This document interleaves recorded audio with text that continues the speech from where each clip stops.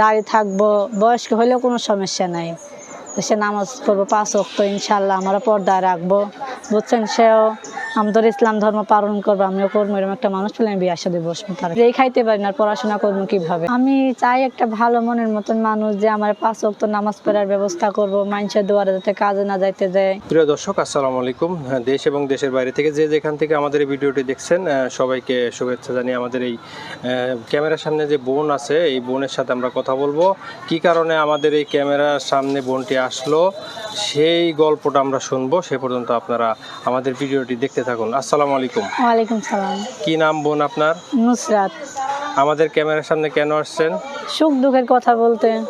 আপনার সুখ দুঃখের কথাগুলো বলেন, আমরা একটু শুনি। সুখ দুঃখের কথা বলতে, যে একটা ভালো যদি মানুষ পাইতাম। আমি চাই একটা ভালো মনের মতন মানুষ, যে আমার 5 ওয়াক্ত নামাজ পড়ার ব্যবস্থা করবো, মানুষের দুয়ারে যাতে কাজে না যাইতে যায়, বুঝছেন।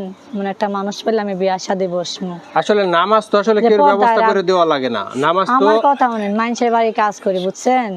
সে যদি আমার পর্দা রাখার চেষ্টা করে, আমি কোরআন শরীফ পড়ি, নামাজ পড়ি, বুঝছেন। মানুষের ধারে যাতে না যাইতে হয়, এমন একটা মানুষ পাই, যে বয়স্ক হইলেও কোনো সমস্যা নেই, যে সত্যিকারের ভালোবাসা, যে আমার মানুষের দুয়ারে, যে মানুষের বাড়ি তো কাজ করি, বুঝছেন। সেখানে তো নামাজ কালাম পড়তে পারি না, সমস্যা হয়।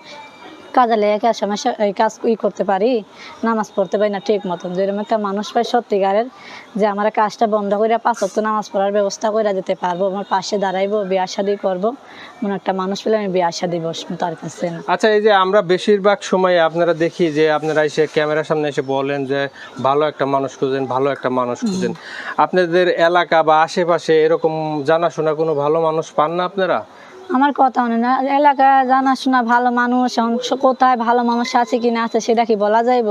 এখন আমি কথাবার্তা বইলা বুঝতে পারবো, একজন লোক কথাবার্তা বললে তো বোঝা যাইব যে সে আসলে খারাপ না ভালো। এখন তার লগে আমি কথাবার্তা বলবো, সে আমার লগে কথাবার্তা বলবো, বললে বোঝা যাইব সে আসলে ভালো না খারাপ।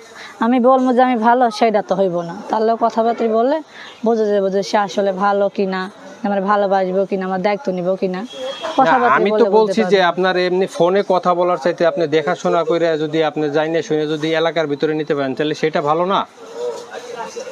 আমার কথা এলাকার ভিতরে এরকম কোনো ভালো ছেলে নাই যে আমার এরকম নামাজ আপনাদের এলাকায় এরকম ছেলে আপনি মনের মতো পাচ্ছেন না, এই তো ঘটনা। পাইতাছি না, লেগা ভিডিওর সামনে আছে এরকম একটা ভালো মনের মতন মানুষ পেলে বিয়ে শাদী বসবো। আপনি লেখাপড়া করেছেন? হ্যাঁ, লেখাপড়া করছি 5 পর্যন্ত। 5 পর্যন্ত? তারপরে আর পড়াশোনা হয় নাই কেন?